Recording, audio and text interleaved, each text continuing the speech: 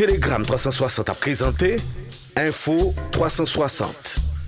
Info 360 et on condensé actualité journée en 360 secondes. Tout ça doit connaître sur ce qui passe dans le pays d'Haïti à l'autre côté, Info 360. Info 360, c'est information pratique, bien traitée, sans fausse côté. Info 360, une présentation Telegram 360.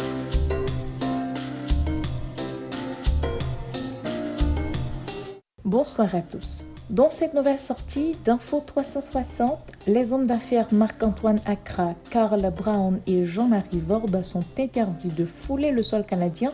C'est ce qu'a annoncé la ministre des Affaires étrangères Mélanie Joly, soulignant que le Canada impose des sanctions supplémentaires en vertu du règlement sur les mesures économiques spéciales visant Haïti par rapport aux actes de corruption qui alimentent la crise sociopolitique et sécuritaire que connaît Haïti en ce moment. Autre information, dans un communiqué daté du 21 septembre 2023, l'ambassade américaine à Port-au-Prince avertit les intéressés que tous les reçus pour paiement de frais de visa non immigrants émis avant le 1er octobre 2022 vont expirer le 30 septembre 2023. La validité des frais ne sera pas prolongée, précise l'ambassade qui invite les candidats concernés à prendre un nouveau rendez-vous ou soumettre une demande d'exemption d'entretien sur le système avant le 30 septembre pour éviter de payer de nouveaux frais. Il faut noter qu'aucun entretien ne pourra avoir lieu avant plusieurs mois car les services de traitement des demandes de routine sont à l'arrêt en raison de la réduction considérable du personnel de cette mission diplomatique en Haïti, désormais en mode de départ ordonné. Telegram 360 a présenté Info 360. Info 360 et on condensé actualité journée en 360 secondes. Autre dossier, les relations diplomatiques entre Haïti et la République du Kenya ont débuté officiellement ce mercredi 20 septembre 2023 via la signature d'un communiqué conjoint entre les deux pays en marge de la 78e Assemblée générale des Nations unies à New York.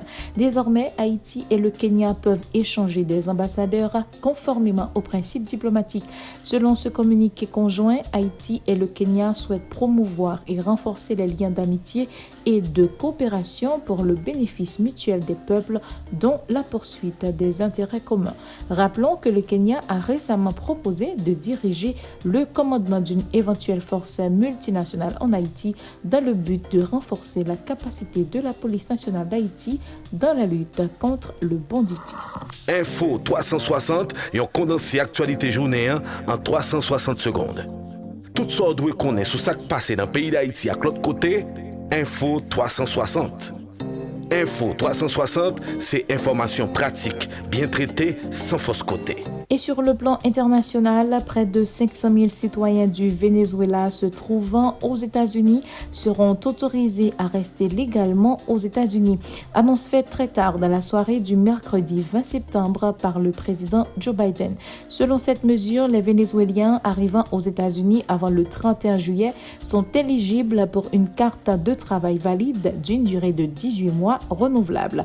La sécurité sociale sera également octroyée à ses ressortissants vénézuéliens. Cette décision intervient après d'intenses négociations et pressions exercées sur la Maison-Blanche par des élus démocrates de New York, selon le New York Times. Et pour finir, la Maison-Blanche a annoncé jeudi que les États-Unis allaient livrer d'importants moyens de défense anti-aérienne à l'Ukraine, mais Joe Biden ne souhaite pas fournir de missiles longue portée ATACMS réclamés par le président ukrainien Volodymyr Zelensky en visite à Washington. Volodymyr Zelensky a eu une importante réunion avec les membres de la Chambre des représentants des États-Unis au Capitole le 21 septembre 2023 à Washington, D.C. Le président Zelensky est dans la capitale américaine pour rencontrer les législateurs après avoir assisté à l'Assemblée générale des Nations unies à New York. Le président américain a décidé qu'il ne fournirait pas de missiles ATACMS, mais il n'a pas exclu cette possibilité à l'avenir, a déclaré le conseiller à la sécurité nationale de la Maison-Blanche, Jake Sullivan, lors d'une conférence de presse. Fin de cette sortie d'Info 360. Merci de l'avoir suivi. Au revoir. Info 360, une présentation Télégramme 360.